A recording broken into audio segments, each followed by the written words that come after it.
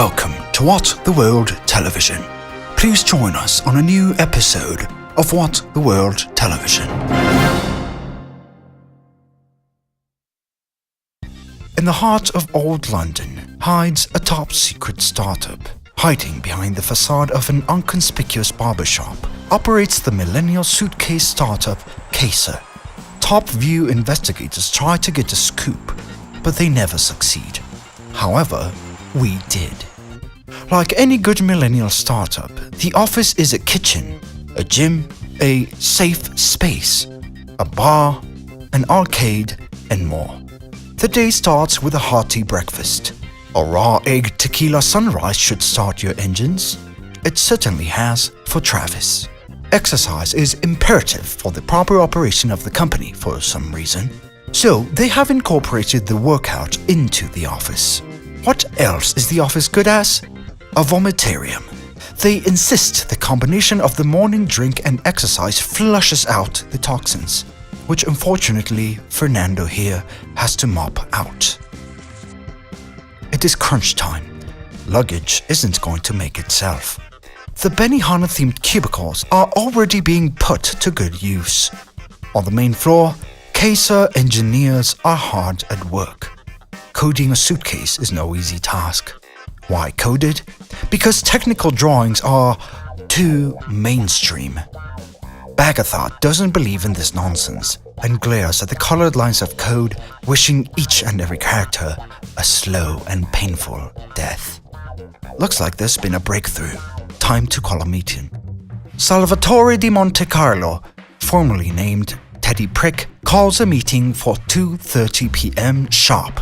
He does not take tardiness well. So how sharp is 2:30 sharp? Big fucking machete sharp. Salvatore has his machete sharpened each and every day, threatening to chop their bits off if they're late. The meeting begins with the revolutionary idea that suitcases should have a deli slicer incorporated into them. Fresh cuts on the go. It should also chop, and wash the dishes as well. It should sport a bikini, have large chips, and be able to play poker with the traveler. Will it flip cards, Maria asks. Most certainly, Maria. Most certainly. Devon begins to draw conclusions, but nobody's told him doing actual drawings helps no one. So instead, the rest take their own notes. But there is one person who does not. Bagatha instead plugs in her headphones and declares she's creating her own safe space, not to be disturbed. Why? Because Bagatha don't give no shits. Touché, Bagatha. Touché. Production begins. Parts are 3D printed from organic non-GMO free-range PLA plastic. Those parts are placed on an expensive conveyor belt for the sole purpose of simulating an airport's baggage claim and scrutinizing their performance. They look pretty good, like in a train, you know, like transportation. I think that's good. Oh, wait, is that a fluke? Is that a fluke? Oh no, just someone's finger.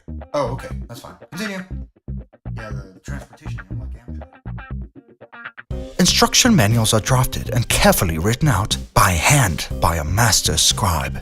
Handling deli slices is a delicate situation, so they write it out in detail in another language other than English to be cool. But for the dummies out there, a video tutorial is created. Once the beer farts and mucus clearings from the voiceover recording are edited out, everything is now in place for production and delivery. Emma Stonehenge presses the final Control P to print. And voila! A new batch of innovative, game-changing, mind-blowing deli slicer and poker suitcases is born. The tests worked perfectly. They look marvelous on a baggage claim carousel. These models will be shipped to Spain, where the core cuts culture is thriving. Say goodbye. And say goodbye to one more traveler.